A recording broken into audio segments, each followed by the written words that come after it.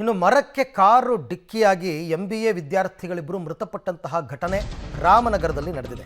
22 ವರ್ಷದ ಮುಖೇಶ್ ಮತ್ತು 22 ವರ್ಷದ ಆಕಾಶ್ ಮೃತ ವಿದ್ಯಾರ್ಥಿಗಳು.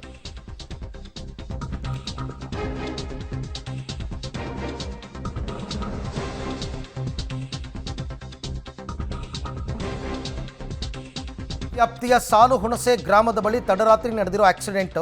ತಮಿಳುನಾಡು ಮೂಲದ ಇಬ್ಬರು ವಿದ್ಯಾರ್ಥಿಗಳು ಮೃತಪಟ್ಟಿದ್ದಾರೆ. ಬೆಂಗಳೂರಿನ ಕಾಲೇಜೊಂದರಲ್ಲಿ MBA ಓದ್ತಾ ಇದ್ರು. ರಾತ್ರಿ ಬೆಂಗಳೂರು ಕಡೆಯಿಂದ ಕನಕಪುರದ ಕಡೆಗೆ ಹೋಗ್ತಾ ಇದ್ರಂತೆ. ಈ ವೇಳೆ ನಿಯಂತ್ರಣ ತಪ್ಪಿ ಮರಕ್ಕೆ ಕಾರು ಡಿಕ್ಕಿಯಾಗಿದೆ. ಡಿಕ್ಕಿಯ ರಭಸಕ್ಕೆ ಇಬ್ಬರು ಸ್ಥಳದಲ್ಲೇ ಸಾವನ್ನಪ್ಪಿದ್ದಾರೆ.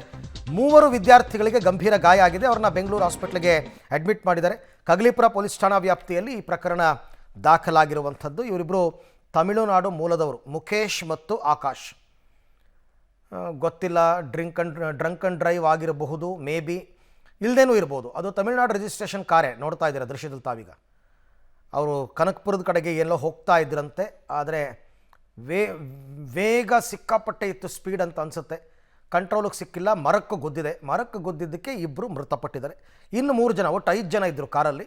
ಇನ್ನು 3 ಜನಕ್ಕೆ ಗಾಯಗಳಾಗಿದೆ. ಅವ್ರನ್ನ ಬೆಂಗಳೂರಿನ ಆಸ್ಪತ್ರೆಗೆ ಈಗ ಅಡ್ಮಿಟ್ ಮಾಡಿದ್ದಾರೆ. ಇದು ನಡೆದಿರ್ತಕ್ಕಂಥದ್ದು ಕಗ್ಲಿಪುರ ಪೊಲೀಸ್ ಸ್ಟೇಷನ್ ಲಿಮಿಟ್ಸ್ನಲ್ಲಿ.